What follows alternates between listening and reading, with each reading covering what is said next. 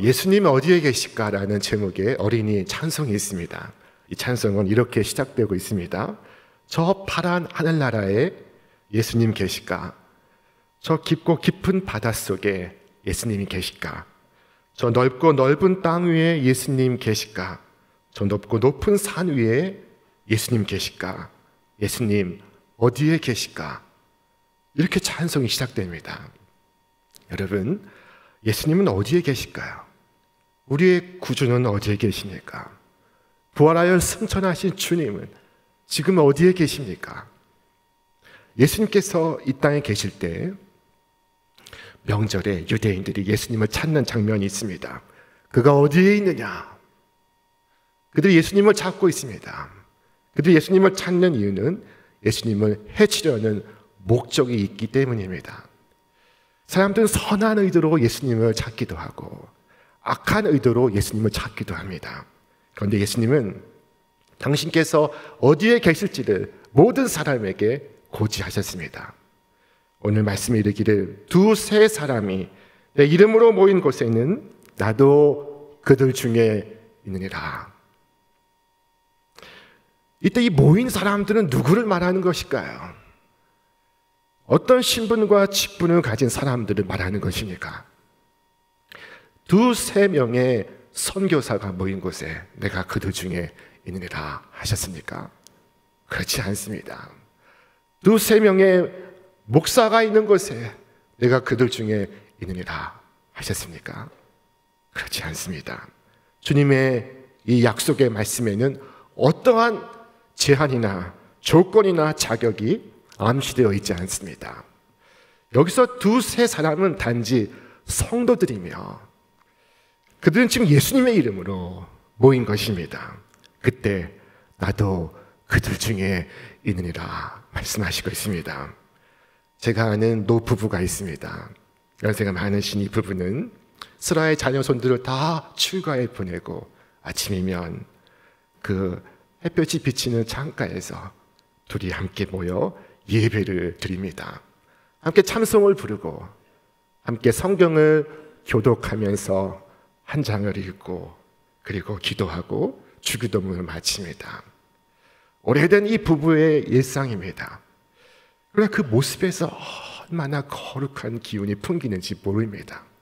왜냐하면 그 속에 주께서 계시기 때문입니다. 우리 교회를 다니는 두 명의 대학생이 있습니다. 같은 대학을 다니고 있습니다. 이 둘이 강의실에서 만나 같이 기도합니다. 주께서 약속하셨습니다. 내가 그들 중에 있느니라. 두 집사님이 공원에서 산책을 하다가 벤치에 앉아서 함께 기도하고 있습니다. 주님께서 말씀하셨습니다. 내가 그들 가운데 있느니라. 하나님께서 함께 하신다는 이 약속에는 장소에 대한 특별한 언급이 없습니다. 그것은 어느 장소든 상관이 없다는 것입니다. 교회 이 예배당뿐만 아니라 이 앞마당에서도, 가정에서도, 일터에서도, 공원에서도, 학교에서도, 병원에서도, 거리에서도 주께서 함께 계시겠다는 것입니다. 초대교회 핍박이 있었을 때 이 두세 사람은 작은 골방에서 모였습니다. 작은 골방에서 모일 수 없을 때에는 저 깊은 동굴에서 모였습니다. 혹은 저 지하에서 모였습니다. 무덤가에서 모였습니다. 우리는 어느 곳에서나 기도를 위하여 이처럼 모일 수 있습니다. 모이는 장소는 중요하지 않습니다. 마찬가지로 시간도 중요한 것이 아닙니다. 여러분이 원하는 시간에 모이십시오. 어떤 시간에 더 기도하기에 알맞은 시간이란 있을 수 없습니다. 여러분이 모일 수 있는 그 시간이 가장 좋은 시간입니다.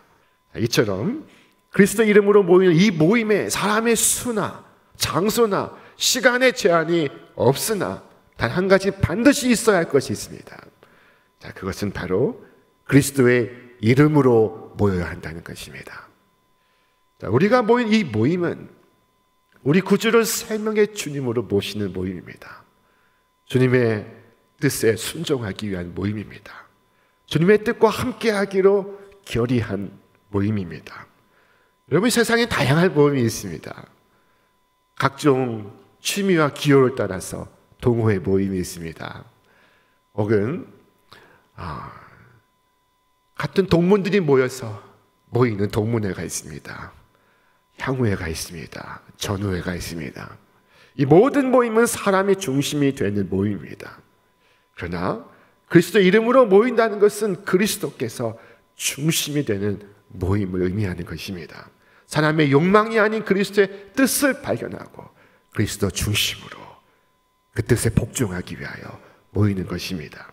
그리스도를 높이고 그리스도를 경배하기 위한 모임입니다. 자, 이것이 중요한 차이입니다. 이처럼 그리스도 이름으로 모이는 이들에게 주께서 오늘 주신 약속이 이것입니다. 우리 함께 읽겠습니다.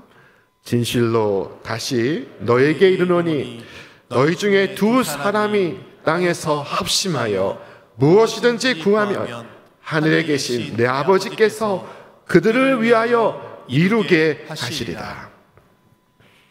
두 사람이 합심하여 드리는 기도 소리에 창조주 하나님께서, 전능하신 주 하나님께서, 우주 만물의 통치자 하나님께서 응답을 하십니다. 이것은 얼마나 놀라운 일입니까? 자, 빌립보 감옥에서 바울과 실라 두 사람이 서로의 등을 맞대고 그리고 함께 한 마음으로 기도하고 있습니다. 그 어두운 곳에서 깊은 밤에 그들의 기도 소리가 그 감옥에 울려 퍼지고 있었습니다. 자, 바로 그 순간 어떤 일이 벌어졌습니까? 땅이 흔들리고 옥문이 열리고 그리고 그들을 묶었던 착고가 풀렸습니다. 자, 두 사람의 기도였습니다. 두 사람의 기도에 하나님께서 즉각적으로 응답하시고 있습니다. 한 번은 이스라엘이 출애굽하여 아말렉 족속과 맞닥뜨렸습니다. 아말렉 족속과 전쟁을 앞두고 있습니다. 자, 그런데 모세가 여호수아에게 이스라엘 백성을 이끌고 전장터에 나갈 것을 명하고 그는 산 위에 올라 두 손을 들고 기도하기 시작했습니다. 자, 그가 손을 들고 기도하고 있습니다. 저 산 아래에서 여호수아의 지휘 아래 백성들이 싸우고 있고 저 산 위에선 모세가 두 손을 들고 기도하고 있습니다. 자, 그런데 이 산 위에 모세의 기도의 손이 높이 들려질 때 이스라엘은 이 전쟁에서 이기고 있었고 이 모세의 손이 내려올 때 이스라엘은 전쟁에서 지고 있었습니다. 싸움은 여호수아와 이스라엘 백성이 하는데 이 전세의 상태는 산 위에서 결정되고 있었습니다. 어디가 최전선입니까? 바로 기도하는 그곳입니다. 자, 기도하는 그 자리가 최전선입니다. 승리는 거기에서 결정되고 있었습니다. 자, 그러나 문제는 이 모세의 나이가 80세인 것입니다. 연로한 그가 손을 들고 있기에는 너무나 피곤합니다. 그 육신의 한계가 있습니다.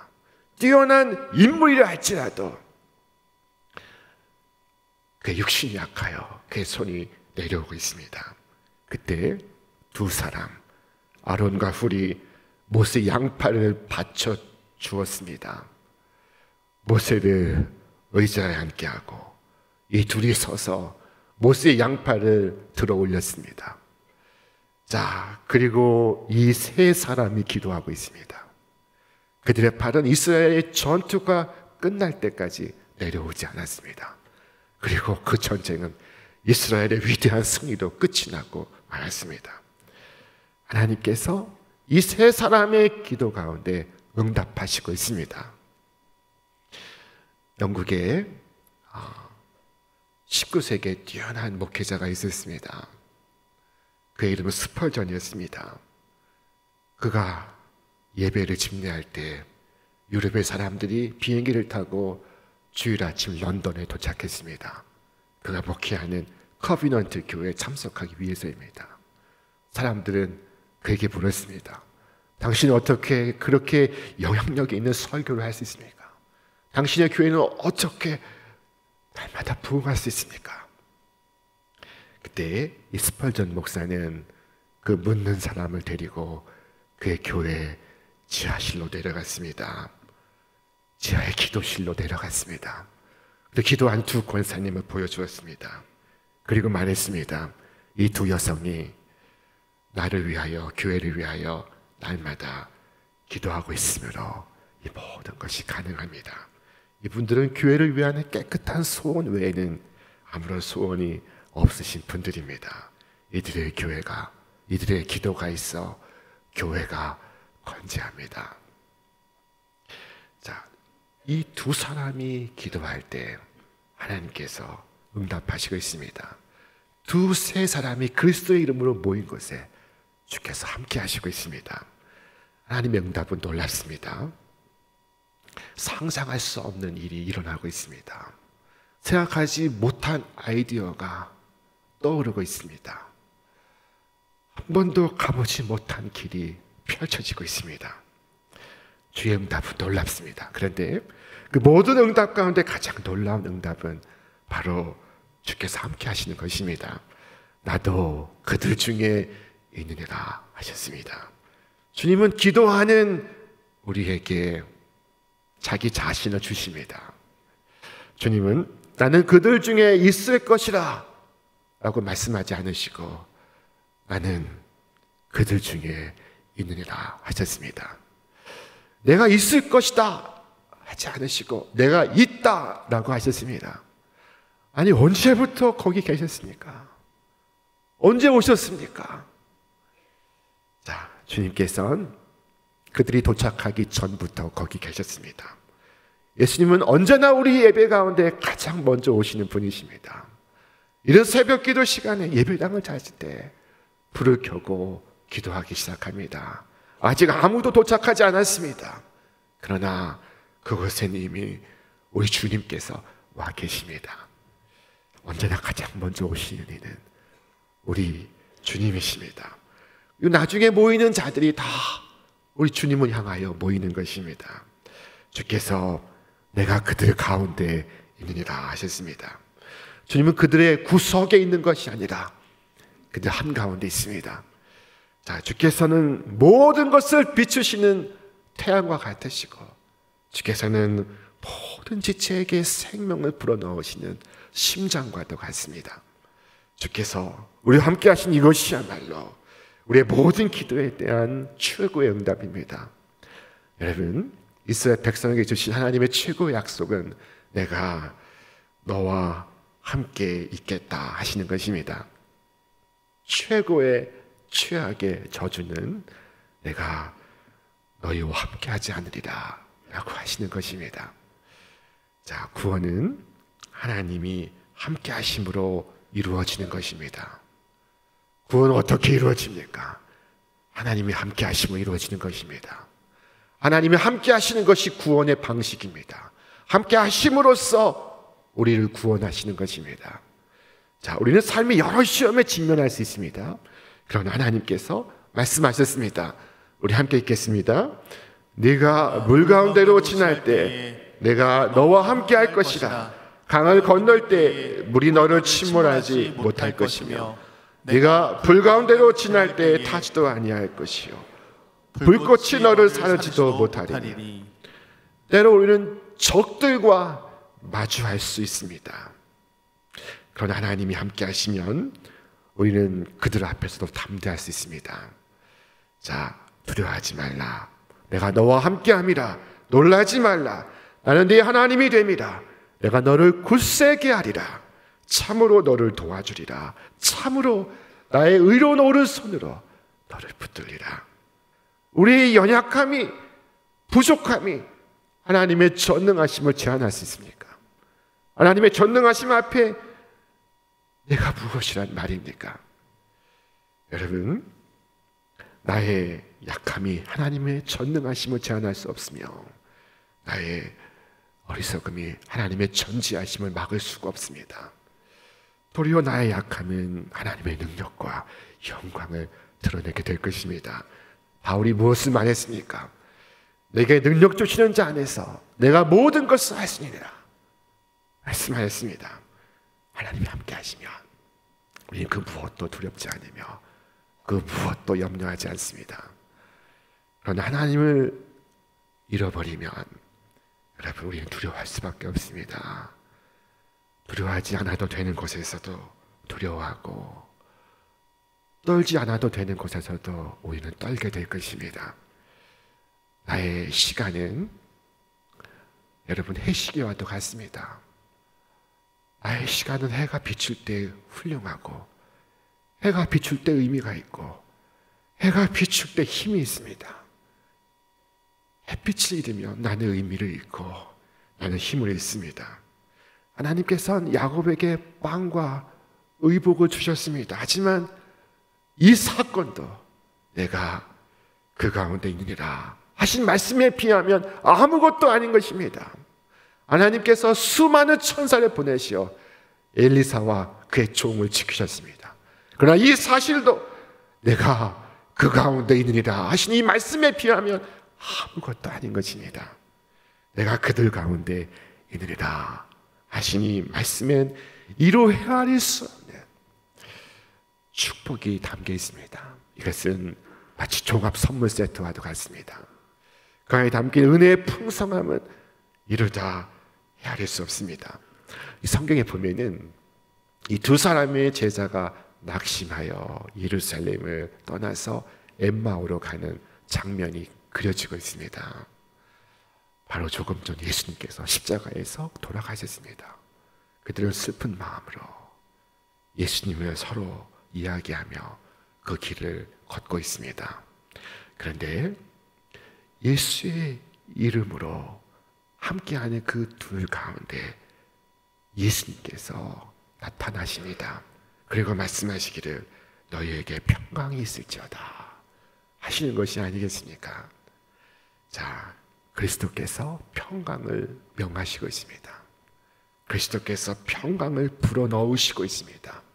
하늘의 평강이 이 낙심한 두 제자에게 임하고 있습니다. 어떠한 폭풍도 이 평강을 잠재울 수가 없습니다. 그때 예루살렘을 떠나 엠마오로 내려가던 이 두 제자는 다시 예루살렘으로 돌아갑니다. 그들의 마음은 기쁨으로 가득 찼고 그들의 가슴은 불타오르고 있었습니다. 그들은 서로 말했습니다. 길에서 우리에게 말씀하시고 우리에게 성경을 풀어주실 때 우리 속에서 마음이 뜨겁지 아니하더냐.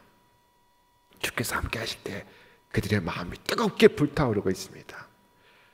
두 사람의 마음이 모아지고 그 기도가 하나가 될 때 그것에 성령의 역사가 더 크게 타오르고 있습니다. 두세 사람이 모인 곳에서 마음이 더 불타오르고 그의 가슴이 더 불이 붙고 있습니다. 나 하나로는 약하지만 포개어진 나무는 활활 불타오를 것입니다. 그때 불꽃이 얼마나 높이 치솟는지 보십시오. 다락방에 모인 이들에게 붙은 불은 여러분 전 세계로 퍼져갔습니다. 사랑하는 여러분, 예수님께서 내 이름으로 모인 곳에 내가 그들 중에 함께 있느니라 하셨습니다. 그러므로 여러분 모이시기 바랍니다. 기도의 자리에 모이시고 훈련의 자리에 모이시고 봉사의 자리에 모이시고 이 선교의 자리에 모이시기 바랍니다. 꼭 오십시오. 예수께서 먼저 와 계신데 여러분은 어디에 계십니까? 자, 이제 말씀 마치겠습니다. 오늘 말씀이 이렇게 끝이 나고 있습니다. 두 사람이 땅에서 합심하여 무엇이든지 구하면 하늘에 계신 내 아버지께서 그들을 위하여 이루게 하시리라. 이 합심이라는 것은 두 사람의 마음이 합해진 것을 말합니다. 한 마음 된 것을 말하는 것입니다. 만일 마음이 하나 되지 않으면 여러분 두 사람이 모였어도 혹은 200명, 2000명이 모였어도 아무 일도 일어나지 않을 것입니다. 오늘 우리의 합심을 방해하는 것이 무엇입니까? 그것이 무엇입니까? 오늘 본문 속 예수님의 말씀이 있고 나서 곧바로 베드로가 예수님께 묻는 장면이 있습니다. 자, 그는 물었습니다. 주여, 형제가 내게 죄를 범하면 몇 번이나 용서하여 주리이까? 7번까지 하리이까? 베드로는 지금 그의 용서를 헤아리고 있습니다. 그의 용서에 한계가 있습니다. 그는 용서하지 하는 생각입니다. 그때 주께서 뭐라고 말씀하셨습니까? 7번뿐 아니라 70번씩 7번이라도 그렇게 할 것이라 했습니다. 우리가 합심하지 못하는 이유, 부부가 하나 되지 못하는 이유, 부모와 자식이 하나 되지 못하는 이유, 형제와 형제가 하나 되지 못하는 이유, 그래서 용서하지 못하기 때문입니다. 주께서 용서하라고 하십니다. 하나님이 나를 용서하심과 같이 그렇게 용서하라고 하십니다. 너희는 서로 인자하게 하며 너희는 서로 불쌍히 여기며 서로 용서하기를 하나님이 그리스도 안에서 너희를 용서하심과 같이 하라. 이 용서의 동기가 그 이웃의 태도에 달려있지 않습니다. 용서의 배경이 나 자신의 인격 수양에 있지도 않습니다. 주께서 나를 용서하셨으니 나도 그렇게 용서하는 것입니다. 주께서 너희를 용서하신 것 같이 너희도 서로 용서하라. 십자가 위에서 예수님이 기도하셨습니다. 아버지, 저들을 사하여 주옵소서. 자기들이 하는 것을 알지 못함이니이다. 자신을 죽이는 악랄한 살인자 앞에서 드리는 기도입니다. 주님, 저들이 몰라서 그렇습니다. 무지한 탓으로 돌리시며 기도하시고 있습니다. 그렇게 나를 용서하셨습니다. 그러므로 여러분도 그렇게 용서하시기 바랍니다. 그래서 여러분의 가정을 그리스도께서 임하시는 천국으로 만드시기 바랍니다. 그래서 여러분의 모든 기도가 응답받으시기를 바랍니다. 오늘 집에 가셔서 남편과 자녀를 만나서 선포하시기 바랍니다. 내가 당신을 용서합니다. 주께서 나를 용서하신 것처럼 내가 당신을 용서합니다. 그리고 함께 기도하시기 바랍니다. 그래야 기도의 응답이 있습니다. 두 사람이 땅에서 합심하여 무엇이든지 구하면 하늘에 계신 내 아버지께서 이루어 주시리라. 주께서 말씀하셨습니다. 주님의 이 한없는 은혜가 여러분의 가정에서 일터에서 합심하여 기도하는 여러분 위에 이제와 영원토록 함께 하시기를 우리 주님의 이름으로 축원합니다.